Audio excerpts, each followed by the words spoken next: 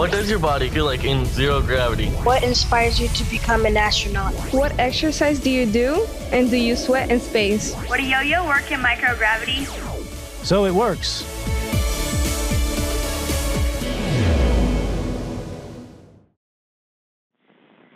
Station, this is Houston. Are you ready for the event? Houston, this is Station. I'm ready for the event. Wallops Flight Facility, this is Mission Control Houston. Please call Station for a voice check. Station, this is Wallops Flight Facility with our students from the Virginia Space Coast Scholars, the Virginia Space Flight Academy, local schools districts, and Wallops interns. How do you hear me? Wallops, we have you loud and clear on the International Space Station.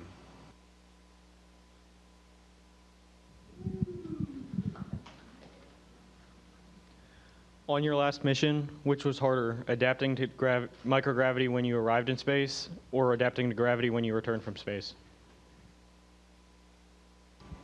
That's a good question, and astronauts have effects from both of those occasions, and I can tell you that it was harder for me to adapt to returning to gravity than it was to coming to microgravity. And the challenge is that as the gravity increases, as we get closer and closer to Earth, we start to feel the effects of gravity much more, and it starts to weigh us down, and it becomes very hard to stand. And it takes some time for your muscles to remember how to work against gravity and allow your body to stand up. I know astronauts try to conserve water as much as possible, but it's inevitable that some of it evaporates. Does the ISS ever get humid? In actuality, on the space station, we don't really try to conserve water because we reclaim water from our atmosphere. And so all the air that we breathe, all the humidity that we breathe out of our lungs, and the water that we use to bathe or take sponge baths with, all of that water, if it escapes into the atmosphere or attaches itself onto the side of the structure inside the space station, actually gets absorbed back out of the air into our reclaiming system, and we reprocess that and clean it and use it again for drinking water, or what we call potable water. So everything gets reclaimed. Are you currently using hydroponics or any other methods to grow food or plants on the ISS? We do grow plants on the ISS. We have two habitats or two facilities that we use to grow plants. We don't specifically use something identical to hydroponics, but we do have limited space for soils and the types of setups that we use on Earth to grow plants. So we have facilities that we can grow, that we've grown lettuce in, grass, and we've grown some algae recently, and some small species of weeds. So it's important for us to learn how to grow those things. But hydroponics, at the moment, we don't specifically use hydroponics, but we use sort of a modified version of hydroponics. But we do grow vegetables, or we do grow vegetation on the space station. And the idea is that we'll learn how to become better and better at that, so that as we become a spacefaring species, that we'll have the capability to generate our own food on orbit. What routine activity that we take for granted on Earth is significantly more challenging in microgravity? Great question, and the first thing that comes to my mind is taking a shower. We don't actually take showers in space. It's impossible because we can't contain all that water, and there's no way to get that water to fall onto your body and then rinse off the soap and dirt as it passes over your skin. So we take sponge baths essentially every single day. We take a clean towel and thoroughly wet it so that it has a lot of water on it, and then we run that over our skin and try to rub off the dirt and the soap that's on our skin, and then we take a dry towel and tap the water off so that we can dry our skin, and that's how we take baths and showers. But we can't actually take what you would consider a shower on Earth. What is the maximum number of times an astronaut can go to space? And how does the astronaut's health and body change after staying on the ISS for a long period of time? That question has a lot of components to it, and I think you're aware, you've probably studied or learned about the fact that when humans are in space, we see changes in our bodies. And most of what we see or understand right now is related to the changes in our bone density and the structure of our bones and the muscle atrophy that we experience, because in space we don't use our legs, for example, or our large muscles in our legs or even our abdomens. We primarily use our hands and our fingers to move around and do things in space. So we've developed countermeasures to continue to keep our muscles strong. We use something called the we call it ARED, but it's resistive exercise device, advanced resistive exercise device, and that's sort of like a home gym and allows us to exercise every day to keep our muscles strong, and also to do weight-bearing exercises that load up the chassis of your body. In other words, allows your body to continue to send signals to your bones so that they maintain their density and their strength. We also run on a treadmill every day to continue to send those heel strike signals to our nerves so that the nutrients flow into our bones and that they maintain their crystalline structure. Other changes that we see are related to our vision and intracranial pressure. We see changes in the pressure, the fluid pressure in our bodies, and we're developing medications and countermeasures to help counteract those challenges. Most of these things normalize when we return to Earth, but long-term they continue to be challenges. The other issue is radiation exposure. We do have a greater exposure to space radiation here than we do on Earth because we have no atmosphere to protect us. And so some of those standards related to radiation exposure can limit the amount of time or number of times that astronauts can go to space. And those are based on terrestrial standards that we set, for example, for radiation workers or someone that works in a nuclear power plant. And we follow those same guidelines when it comes to space radiation exposure, and that can limit your career in space.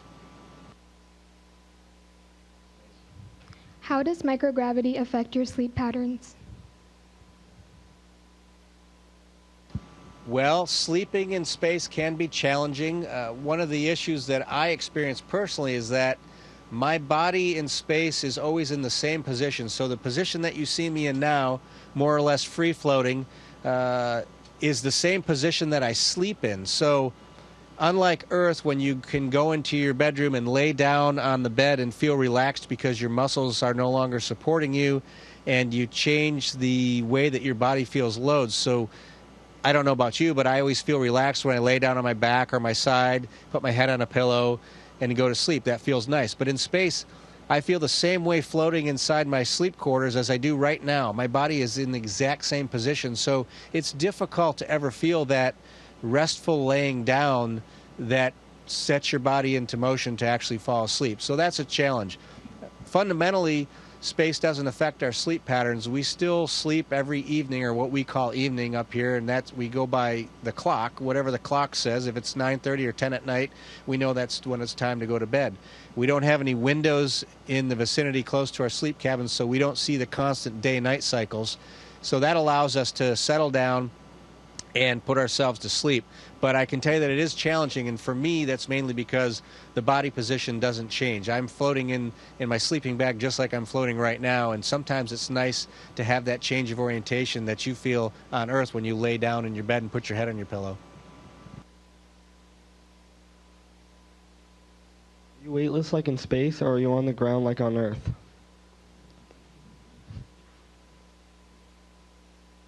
Could you please repeat that question?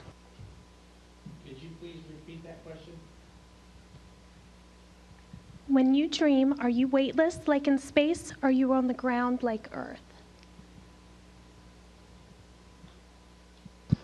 Dream, when I dream.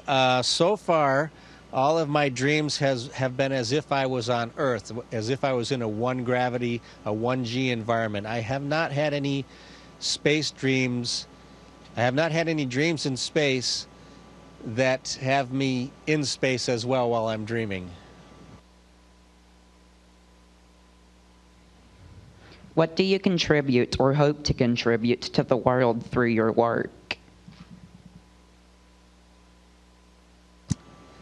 Well, I think that astronauts all hope to contribute to the existence of the human race. I think fundamentally the basis of what we're doing in space is to try to ensure that the human civilization can continue to live. It's important for us to learn to live and work off of the single planet that we have as our home, because we know, based on the history of not only our planet but other planets and worlds in the solar system and even in the universe, that the universe is very dynamic, and there can be challenges for losing the habitability of the environments you live in. And all we have to do is look back to the time of the dinosaurs to know that a single planet species cannot last forever, and that's what's important for us. That's the root of what we're really doing in space. There are other things that we do that are important to science, scientific understanding, the medical community, and medicines and treatments for illnesses on Earth, also material sciences, agriculture, Earth observations, many things that we do in space that are beneficial to humans, not only learning to live in space but also to better life on Earth. But I think the root of what we do is to expand and extend the human existence, and that's really what I hope to contribute to our world, is that astronauts that come after us year after year and decade after decade and centuries after century really continue to allow humans to exist as a species. What is the most overlooked attribute of a good astronaut? I thought about that question for a little bit, and I think one of the greatest attributes of an astronaut is the ability to follow, to be a good follower. We talk a lot about commanding. I'm currently the commander of the space station, which is a rare privilege for any human being.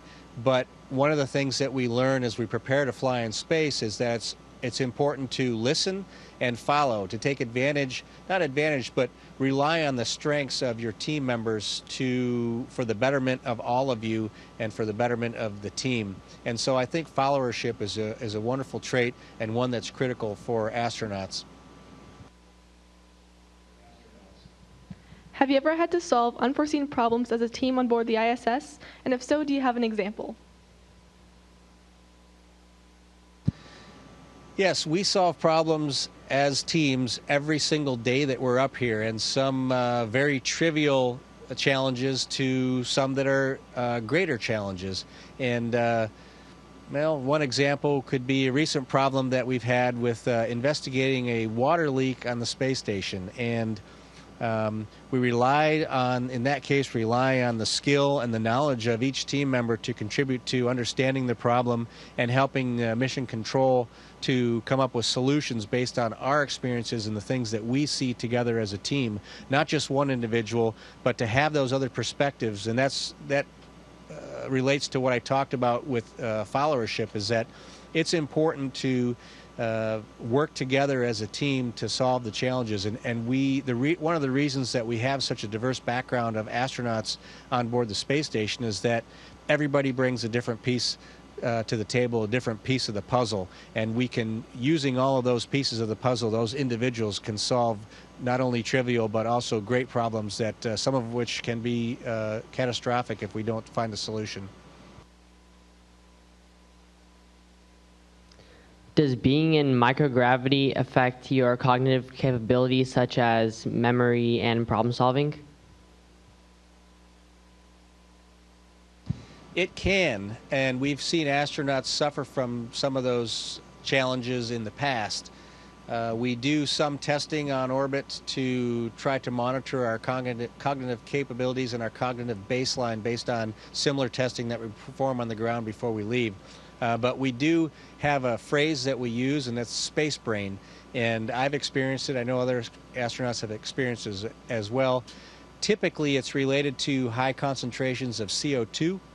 And that happens because the air does not always circulate well on the space station. In fact, air only moves if we have fans that actively blow it around the space station. So if you as an astronaut spend a lot of time in the corner of the space station, breathing in and out, eventually you build up a bubble of CO2 around your head, and that can cause something called space brain, where you start to become forgetful and you start to have some cognitive impairments and not actually understand what it is you're working on. And I can tell you from personal experience, I have on previous occasions, for example, been handed a tool and told to go to a section of the space station and exchange that tool for a similar item but with a different serial number. And so I did that task. I took the tool to that location, found the other object, exchanged the two, and then brought the tool back to the individual that handed it to me, and it turns out that the tool I handed back to them was exactly the same one that they gave to me in the first place. So there was some cognitive impairment there and some loss of understanding of what I was doing in that part of space station that allowed me to make a mistake and take back the exact component that I was handed in the first place. So there are challenges like that occasionally. Does being in space affect your ability to fight infections or digest food properly? I think it does to some extent. Most of it is just what we perceive when we ingest food. When you first arrive on the space station, the feeling that you have, the sensation inside your body, is that all of your internal organs have moved up in your body towards your throat. And what that means is when you eat food and try to swallow it, it feels like most of the food is sitting somewhere in your upper chest as opposed to down in your belly or lower in your intestines like it does on Earth. Typically that feeling passes within a month or so, but occasionally, even now, I've been up here for 4.5 months, almost 5 months, I still occasionally have that sensation when I eat food that it feels like it's up in the upper portion of my chest. But the digestive system works the same. What comes in still comes out, and that's fortunate because the last thing you want to do is have digestive problems while you're up here. How does microgravity affect your hearing? To my knowledge, microgravity does not affect our hearing. We do frequent hearing assessments, and I've never heard anybody report or heard of any medical journals or paper that have written about hearing loss due to microgravity. As far as I can tell, there are no effects from that.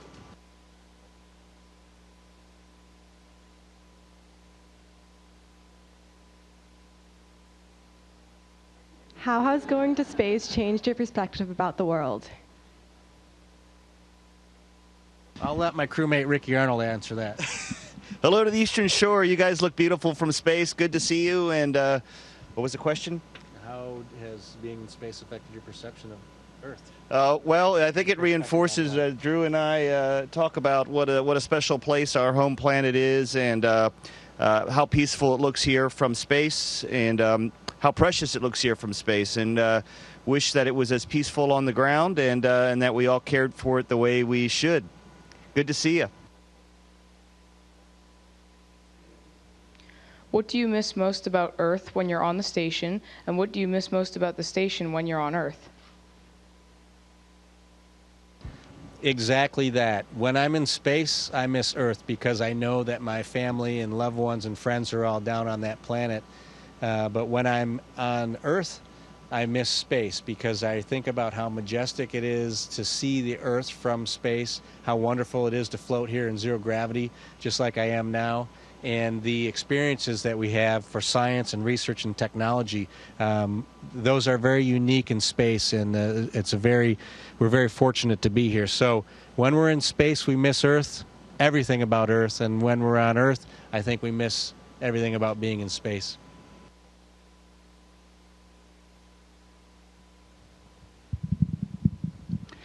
Thank you very much, Commander Postal. Wallops is very pleased to have this opportunity. We're going to make certain that we get that resupply up to you this fall, and thank you very much. Yeah, thanks for your time and your support, and it's always a pleasure to talk to our centers that are supporting our launches and sending us vehicles, especially the fresh food and whatnot that comes up. We really enjoy that. So thanks for all your support and for showing up today, and enjoyed talking to y'all. Station, this is Houston ACR. That concludes the event. Thank you to all participants from Wallops Flight Facility Station. We are now resuming operational audio communications.